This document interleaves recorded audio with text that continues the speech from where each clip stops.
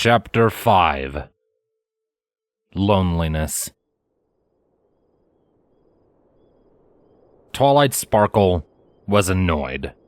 Not at her dire situation or the perpetual soreness in her muscles, nor the agitating dryness in her throat that left her constantly coughing and scratching at it. She was not annoyed at the rocky floor of the cave that had been her home for the last few days, nor was she annoyed by the unflinchingly hostile heat that beat down on the desert every time she had the audacity to peek outside. All of that was bad, yes, but no, the source of her ire was something far more personal. Why do all of the survival books make it look so easy? She groaned from the back of her cave before devolving into a series of coughs. Twilight had always been a studious sort, delving into whatever tome she could get her literarily greedy hooves on. A fair few of them had been about ponies surviving in dangerous environments on their own for prolonged periods of time. As such, with her main bulk of survival experience coming from family camping trips in the woods, she had called on what she remembered of those to act as her guiding compass. There were a few problems, though. First off, the ponies in those books were, typically, much more physically capable than she was. Secondly, the authors had often seen fit to cover their mistakes in greater detail than their triumphs, to up the drama on every page. Now, narratively, that was a sound decision to keep a reader hooked, but utterly useless for a pony actually trying to get some life-saving information from them, especially pulled up from the dregs of one's memory and not the page itself. Third, most of the survival stories she had read had taken place on islands or in forests or frozen tundras. The general principles still applied, of course: find food, safe drinking water, and shelter, but the minutiae of those principles was rapidly different in the blazing deserts of the Badlands. For example, Twilight had put it together exceedingly quickly after her first foray to bring supplies back from the shattered wagon that going out while the sun was out was a terrible idea. She had only done so one other time since then before it occurred to her that it would be far safer to move at night, if only to avoid dehydration. The heat of the daytime sun sapped her strength like a leech strapped to the jugular, and left her dehydrated and sweating profusely. Another mistake she had made was leaving the cave door completely uncovered. Sunlight still seeped through, especially in the evenings, and the way it reflected around inside heated up the rocks to the point that Twilight had been forced to retreat into the very back of the cave and huddle up in the corner by the pool. Well, if nothing else, she had water, and a lot of it. She had sent a few small orbs of magic light into the pool to check its depth, and had discovered that it was at least 6 feet deep. But more than that, she had discovered a hole in the back of the pool that she could only assume led into some kind of large underground pond or maybe a lake. So as far as water was concerned, she was pretty much set in terms of quantity. Enough to last for weeks, if not months. The question then became whether or not it was safe to drink from. The pool was far from clear, a surefire sign that less than desirable things dwelled within. But without something to boil it and to purify it, she was left with few other options. The water flask she had salvaged from the wreckage had proven less than workable in this situation, being a flimsy and, more importantly, flammable container. Putting it over an open flame to try and boil the water would simply leave her without a container, and putting it out in the sun to overheat would still leave her without safe drinking water for hours at a time. So, she had resorted to drinking from the pool. She did so sparingly, and only took as much water as she felt she needed, hoping to minimize the risk of contracting anything dangerous. A flimsy hope, she acknowledged, but it gave her some small comfort all the same. She let out a snort of breath and went over her situation in her head, conjuring up a makeshift checklist in her mind's eye to help her visualize what she had to do. Shelter, check. Water, check, but let's put an asterisk next to it. Food, no check.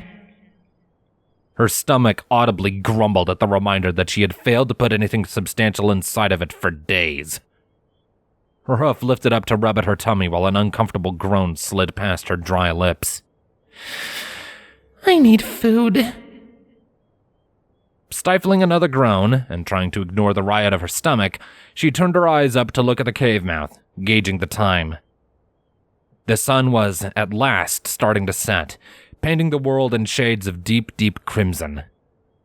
A small amount of relief came over Twilight, and she slowly rose to her hooves. Oh, finally! With traveling during the day no longer being the preferred option, she had to scrounge for food at night.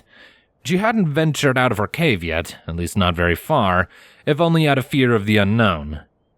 But over the days since she raided the busted wagon, she had observed the badlands from the relative safety of her cave, trying to get an idea of what kinds of wildlife called the desert their home at night. Birds and small rodents had been all that stood out to her. Owls, night buzzards, and a family of mice whose ghostly squeaks staked claim to the sands for miles around. For such small lungs, their voices flew remarkably far. Twilight took a deep breath as the last light of the sun disappeared beneath the horizon, plunging the world into her namesake. Okay. No more stalling. She briefly stalled to take one more sip of water from her pool, praying to Luna that it was safe, and then set out from the cave to search the Badlands for any sign of food.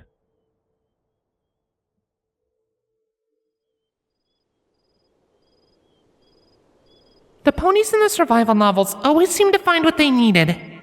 Twilight thought irritably to herself almost an hour later. Her eyes searching the open expanse of cold dirt ahead of her for any sign of edible plant matter. She would go for moss at this point. Maybe I'm just not desperate enough yet? A nice thought, but no. She knew this wasn't some survival novel where she would, at the last minute of desperate need, find exactly the thing she needed. This was real life. Either she found what she needed and lived, or she didn't and she died. There was no hoof guiding her to keep her alive. She was alone. Alone. Truly alone. Not even Spike was with her. Twilight's eyes fell at that thought. She had never truly been totally and completely alone before, she now realized. Her heart fell heavy with the realization, and her hoof wandered up to her chest while her mind drifted back to her friends. What were they thinking right now? Did they even know what had happened yet? Had the expedition team made good on their return? It was impossible to tell, and she figured the answer was no.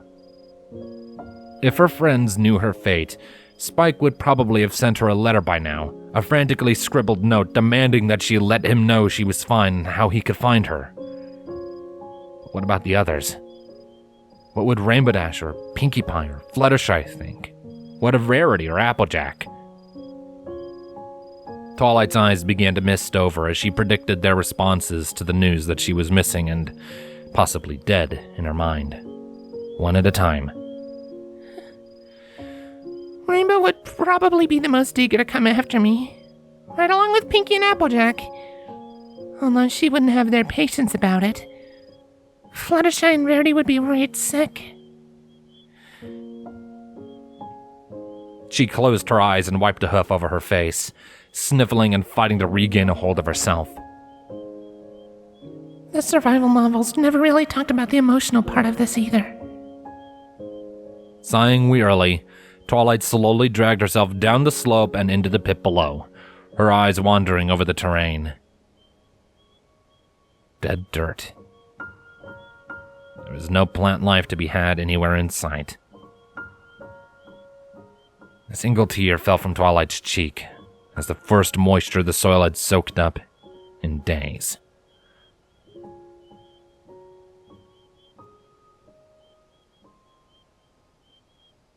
Twilight spent several hours scrounging around for food, and all she was able to find was a scraping of thin moss under a loose stone in one of those trenches. She brought it back to the cave when she found nothing else, stopping on the way to pick up a large sheet of fabric from the wreckage of the wagon. It had a few holes in it, but it would serve her purposes for now. Upon her return, she started up a small flame with a few pieces of wood she harvested from the wagon, and held the stone over the fire in her magic. The moss she wound up peeling off and eating was dry, crunchy, and beyond disgusting. It flaked and powdered in her mouth like crystal sprinkles on an old cupcake, reminding her almost of sandpaper, while the taste was that of poorly cooked seaweed dipped in a jar of pickle juice. Edible, but not enjoyable. Feeling defeated, Twilight dragged herself over to the mouth of the cave again, her eyes staring up at the moon. The pristine white surface, marred by only a few small craters, still felt alien to her, even with how long it had been since the pattern of the mare and the moon ceased to exist.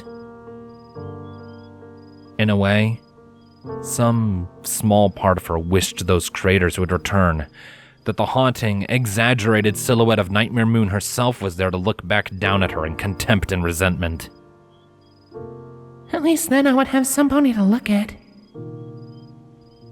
With a heavy sigh, Twilight began the final part of her chores for the night before she would head inside to sleep through the first half of the day. She knew that the search parties wouldn't be coming for her yet, but she still had to do it, to feel like she was doing something if nothing else. With the world as still and as quiet as it was, and with the sky shrouded in the darkness of the night, the spell stood out incredibly. With her eyes closed, Twilight gathered power on her horn, then pointed it up to the sky. With a grimace and a grunt of strain, she fired off a lone, flickering sphere of magic high into the air. She opened her eyes and watched as it arced up and up, flickering and fading, just slightly, as if it were about to wink out.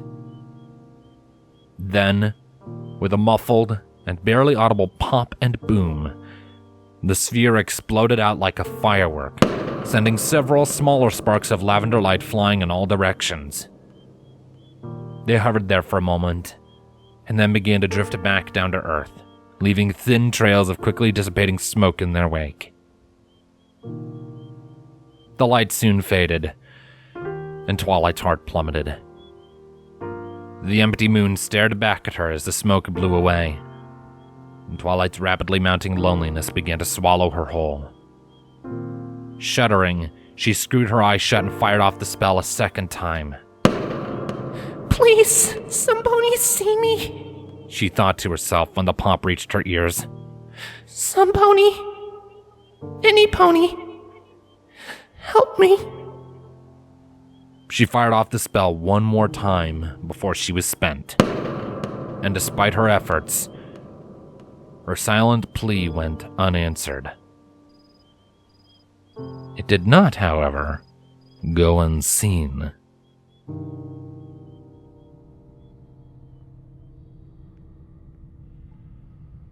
Several miles away, Thorax trotted sluggishly through the halls of the hive with his eyes downturned and his lips pulled tightly into an exhausted grimace. As punishment for fleeing from a battle without the orders of his commander, Thorax had been sentenced with 3 days without food and a whole week of night patrol added on top of his regular duties in the hive. Had he not saved Pharynx, odds were his punishment would have been infinitely worse. The hive shifted and warped around him, permitting him to pass between chambers without having to look up from his hooves. He knew exactly where he was going at all times. He had his destination, and the walls and the floors twisted to guide him there effortlessly. Interior clear, he thought to himself in a monotone. Better check the outside. Don't want to come off as lazy. Turning on his hooves, he marched for the nearest wall. A perfectly circular hole opened up before him, spreading out with the sound of stone grinding on stone. He stepped through and into a tall, vertical chamber. To his left was a circular wall, while to his right was open air, with numerous open tunnels burrowed into the distance, each one glowing with the soft green from organic lights his kind made extensive use of. Directly in front of him was a sheer drop that would take him down dozens, if not hundreds of meters. He stepped forward. More stone emerged from the wall to his left, pushing forth like a hoof through a thin sheen of mucus, providing him a stable walkway. He kept moving without slowing down, and soon enough his path brought him to the far wall of the chamber. Again, the wall in front of him opened, and the comparatively chilly air of the Badlands at night washed over him. Stepping out onto a jagged, natural balcony, Thorax swept his eyes from left to right, taking in the terrain and scanning for intruders. Nothing stood out to him, just the emptiness of the Badlands. The constant, yawning emptiness, and the loneliness that came with it. He briefly mused on the paradoxical nature of that notion, but was quick to dismiss it. He wasn't like the other changelings, and so he did not belong with them. He was always going to be the cowardly, sniveling, wimpy runt of the hive that the rest of the drones would relentlessly mock and torture and bully. Even his own brother, who protected him from others, treated him like garbage. He didn't belong here. But where else could he go? Out there, into the world? He snorted to himself. What a hilariously stupid idea. Leaving the hive would be certain death. As much of an outcast as he was here, he would be shunned as a freakish monster out there. Not to mention what the Queen would do to him if she ever caught him after running away. Thorax sighed, setting his chin on the rail that conveniently rose up from the edge of the balcony. And then something caught his eye. Curious, Thorax shifted to his left. His eyes widened. There, far in the distance, he could see a sphere of tiny, lavender stars shimmering in the sky. They were small and so far away that he was honestly amazed he had seen them at all. They hung there for a moment, then drifted back down and faded from view.